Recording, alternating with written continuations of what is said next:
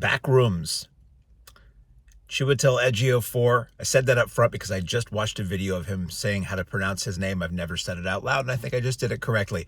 Chiwetel Ejiofor did it twice. Stars in Kane Parsons' Backrooms. This is based on a series of YouTube videos that director Parsons did. A lot of talk about this young director who's apparently only 20 years old and has made this major motion picture that's getting a lot of talk. Very interesting concept, very interesting look. Can't say I really cared for it. I know a lot of people are loving it, and that's cool. If you like it, great. I saw the original trailer for this, and I thought the concept was intriguing. Was seemingly, to my brain, referenced an old Twilight Zone episode called Little Girl Lost, where a little girl crawls under her bed, and there's a space in the wall between dimensions, and she slips away into another dimension, and her father has to go find her. In that Twilight Zone episode, it's like this, basically a black sound stage with a lot of fog and not a lot of lighting going on. In this film, is something very similar happens to Mr. Ejiofor, where he runs a not terribly successful furniture business in 1990, and he goes into the basement, and he finds that his hand can go through a wall, or his whole body can go through a wall, into this seemingly endless series of basically mostly empty office space, not the movie Office Space, which I would have preferred to watch, to this big empty office building, essentially, that has weird angles and stairways that go to nowhere. Think the Winchester Mystery House, but with no furniture in it and redone as an office space. So our main hero, who's seeing a therapist because his wife threw him out of his own house and his business isn't doing well and he has a drinking problem, he discovers this seemingly limitless other space in his basement of his business. And what is down there? Is he alone down there? Is something nefarious down there? Where does it go? How is this possible? So the film explores that through his eyes, and eventually through the therapist's eyes. I'm not going to tell you the whole story. Not a heck of a lot of story to this. Eventually through the therapist's eyes, when she tries to make sense of whether this is real and whether this guy's going crazy or really has stumbled onto some kind of interdimensional thing. Very interesting concept. It was reminiscent of me, again, of that Twilight Zone episode and of the movie Cube, which I think does vaguely the same thing, but much more solidly, shall we say. This film relies heavily on what we now call found footage, which is something I loathe. I've always hated found footage. I've never seen a movie that told its story via bad, shaky, gross-looking camera work that wouldn't have been more compelling if just done directly as a narrative concept. And this film leans on that for no really good reason other than found footage is cool, analog horror, the 90s, poor picture quality and a 4:3 image. I lived through all that. It was the standard at the time. There's no real reason to go back to it. So repeatedly throughout this film, the film opens with an extended sequence where it's point of view camera walking through these corridors and heavy breathing. And then suddenly it's, what was that? And then the camera's doing this for a while. And I'm like, great. I can't see anything. This is what I paid $10 for a matinee for. And then eventually it goes to the narrative thing. I'm like, okay, cool. They're not really going to use this throughout. And then later it goes back into it again for no really great reason other than to jam found footage in there because some people get a little stiffy because it looks like videotape from 1990. It doesn't make it more interesting. It doesn't make it more real. It just makes it hard to watch. And it yanks me out of a movie whenever I see crap like this because I'm like, I was a cameraman for years. I've had video cameras for fun.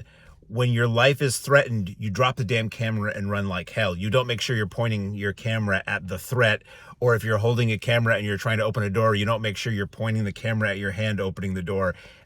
Maybe, I know this doesn't bother a lot of people, but I hate it. And I went into this movie thinking, well, it's getting a lot of good buzz. It looks really interesting. Maybe this will be a very minor aspect of it. And overall, it is a minor aspect of it. But every time it came back, I'm just like not looking at my phone. In the old days, it was this, looking at the watch. People don't really wear watches anymore. I was, just waiting for it to get back to competent filmmaking, which it is when it's not doing the stupid found footage crap. The acting is quite good, the performance they have. Filmericans aplenty. The acting is quite good, but it didn't seem like there was enough there for me. Like, I don't need an explanation of everything. And this film really doesn't do that. It starts to give you an explanation and then just stops because it's A24. And it's certainly setting itself up for more of these things. And as we found with the Cube series, not to go back to Cube, but I'd rather talk about a movie I enjoyed. Cube was really cool, and then they made a second Cube, and it was really good. And then they made Cube Zero, where they explained what everything was, and it sucked because guess what? The mystery is gone, and what you came up with to solve the mystery wasn't as interesting as the mystery itself. So I don't know how these films are going to go. Maybe they'll get more interesting as they go along. Lost was another example of that. You have to keep that mystery and weirdness going. You have to put weirdness on top of weirdness, and you have to answer one little thing, but then have another big question, and it just falls apart. It makes me curious to watch the YouTube videos, but again, I hate found footage, and if that's what those are, I'm not going to bother with them. But I was with it up to a point, and then it gets like really silly, I thought, where you see some of these things that were lurking in the shadows, and at first they're really kind of disturbing, and there's a sequence that just reminded me of any number of horror films where the bad person is explaining things to the person who's in peril, and it was weird and gruesome and unsettling. But then at the same time, I'm like, well, now I'm thinking about Chainsaw Massacre, which is a far better movie. And then something comes out of the shadows, and I'm like, well, this is just stupid, and it's supposed to be scary, and it's just like, it just wasn't to me. It was a little weird at first, a little disturbing at first, but then it was just like, well, this is just goofy at this point. So, the tone of the film is very interesting. It reminds me, and probably many viewers, of any number of dreams or nightmares you've had where reality is just off a little bit, or you're trying to do something very simple and you just can't. Like you're trying to get, from here to there, but there keeps changing, or you turn around and what was here is not there anymore. It does a lot of that stuff interestingly, but again, toward the end, it just really ramps that up to a really high degree where I'm just like, okay, well, this is just whatever. This can just be anything now. So I don't know. A lot of people really loved Backrooms. I thought it had a lot of potential. It's really slow. It's an A24 movie. It's an art house movie. It's not really a movie for normal people. I think normal people will probably arguably get more out of it than I did, just because I've seen enough stuff like this vaguely, or I've seen enough things that use similar elements to this that I liked a lot better, that this made me think of those, and this didn't measure up to those. Sometimes if I watch a film that reminds me of another film I've seen before, but it's like really good and it does something fun with it or fresh with it or takes it to another level, I'm like, okay, cool. It was a lot like this other thing, but this did it really well. This was just what it had going for it was the design of the spaces and how it used quiet. Liminal horror is one of the pretentious terms that's getting thrown around now. Analog horror and liminal horror and folk horror and all this other garbage. It just has to be good. I don't care what you want to call it.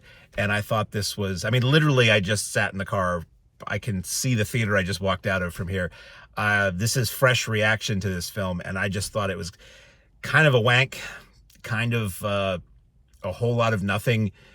Visually interesting, good performances, but ultimately one of those things that a lot of people are going to love because you can read whatever you want into it and you can make up your own lore. And a lot of times David Lynch was really good at this with Twin Peaks and other things. It means whatever you want it to mean, which is shorthand for, I just wanted to do something that looked neat, and you can write your own novels about what this might mean and have fun with it.